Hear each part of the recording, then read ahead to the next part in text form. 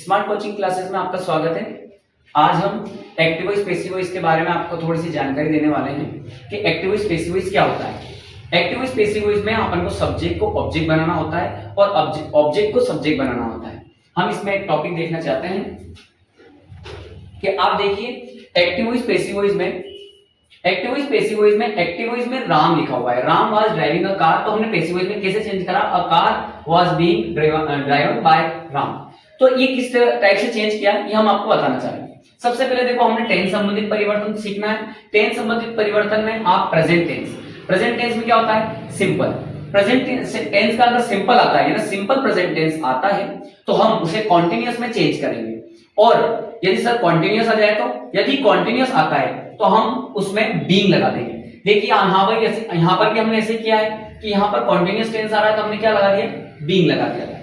इसी प्रकार अगर पास्ट का सिंपल आता है तो पास्ट के सिंपल को हम पास्ट की कॉन्टिन्यूअस में चेंज करेंगे और उसमें बीइंग लगा देंगे। अगर कॉन्टिन्यूअस आ गया तो फ्यूचर में भी हम फ्यूचर के सिंपल को कॉन्टिन्यूअस में चेंज करेंगे और बीइंग लगा देंगे। इसी थर्ड में देखिए आप प्रेजेंट का अगर परफेक्ट आता है तो प्रेजेंट का परफेक्ट को हम प्रेजेंट परफेक्ट कॉन्टिन्यूअस में चेंज करेंगे। और अगर सर प्रेजेंट परफेक्ट कॉन्टिन्यूअस आ जाए तो हमें नो चेंज करना है।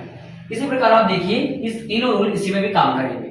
और ये रूल के बाद हमें सब्जेक्ट के अनुसार हेल्पिंग वर्ब लगेगी। मेन वर्ब में थर्ड फॉर्म का यूज होगा।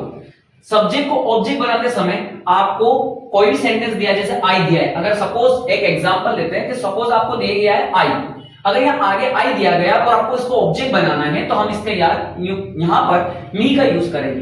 पर अगर आपको यहाँ पर वी दिया गया है तो हम अस यूज करेंगे। इस प्रकार जैसे जैसे जो सेंटेंस दिया जाता है जिसका सब्जेक्ट जो होता है, हम सब्जेक्ट को ऑब्जेक्ट के हिसाब से चेंज करते हैं और ऑब्जेक्ट को सब्जेक्ट के हिसाब से चेंज करते हैं। यदि हमारा मॉडल होता है, मॉडल में हम कैन को कैन बी में, मे को मे बी में और शुड को शुड बी में, सारे इस टाइप से चेंज होते हैं। मॉडल में डी लगाकर सेंटेंस को हम परिवर्तन करते हैं।